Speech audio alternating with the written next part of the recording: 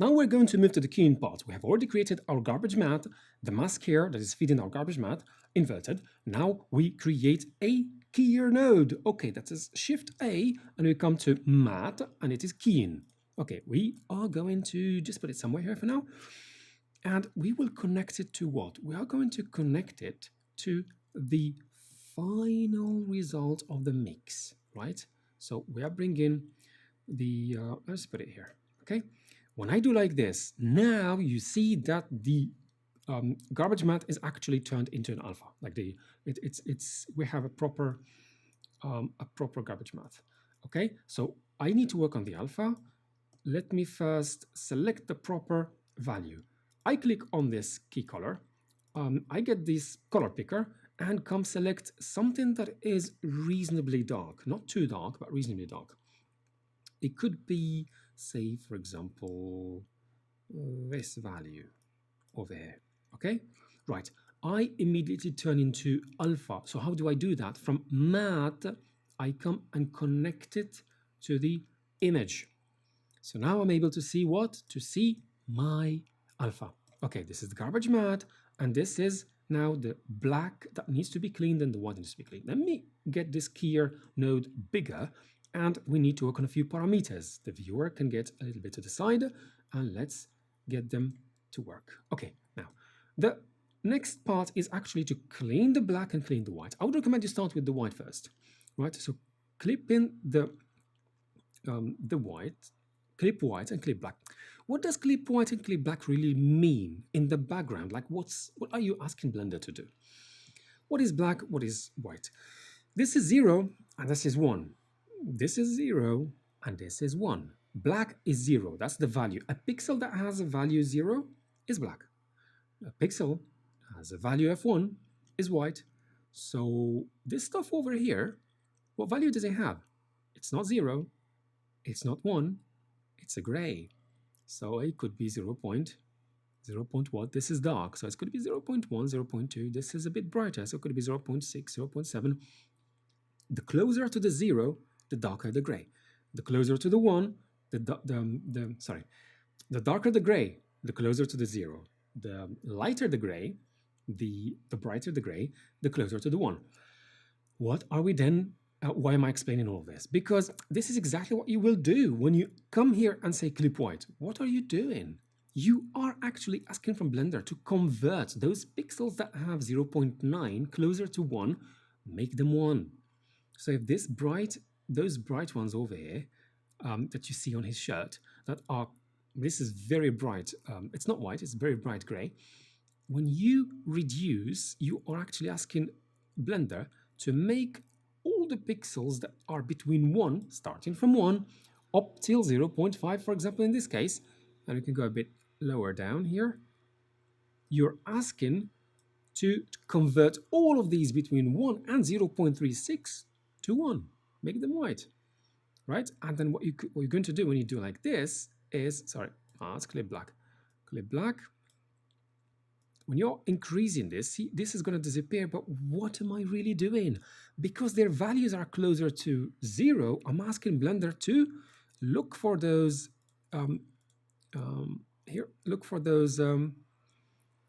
pixels that have values closer to 0 up to, well, this is the level, so I'm saying 0.3. Up to 0.3, make it what? Make it black. Make it 0. So I can, but the moment you start, you need to be careful you don't exaggerate too much. We do have the intention to make sure we do not,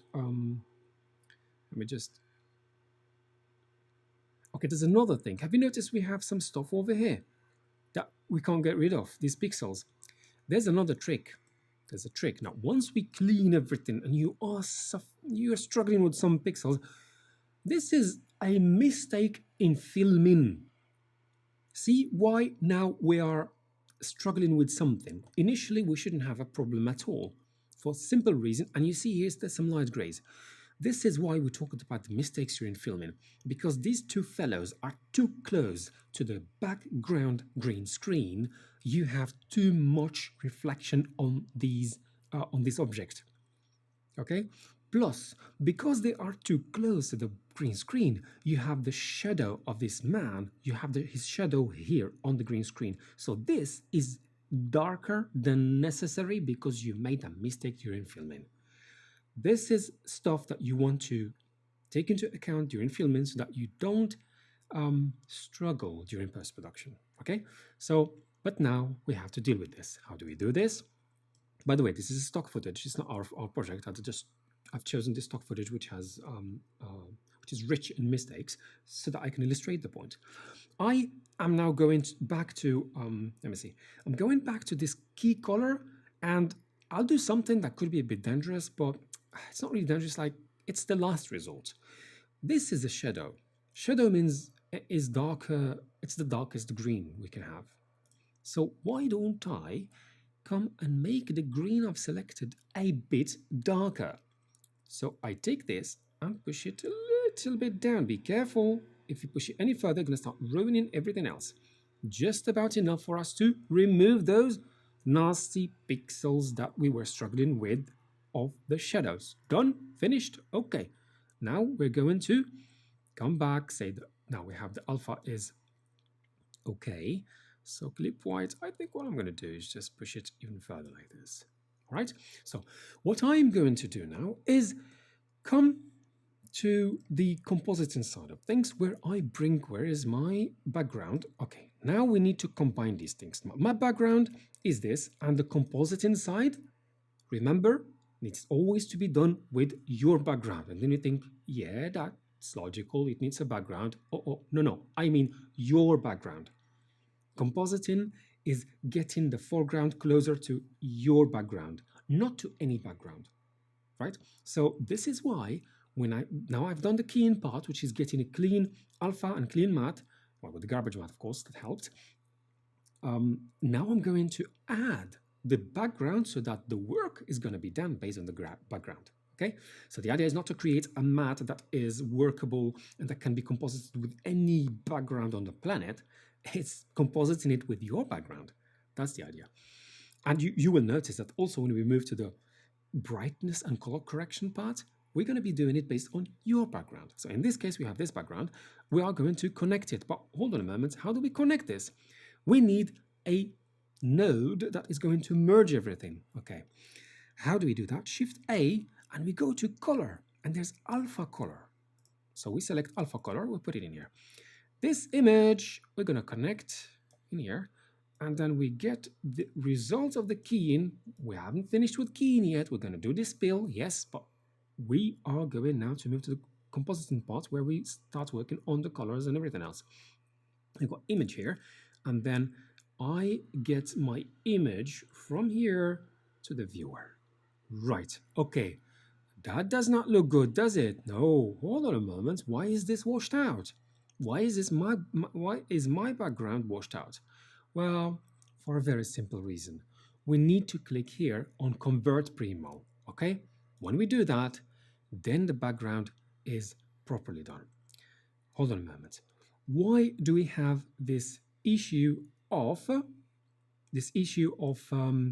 the garbage matte that's not getting through properly? Like, okay, I want the garbage matte to work just for the foreground, not for the background.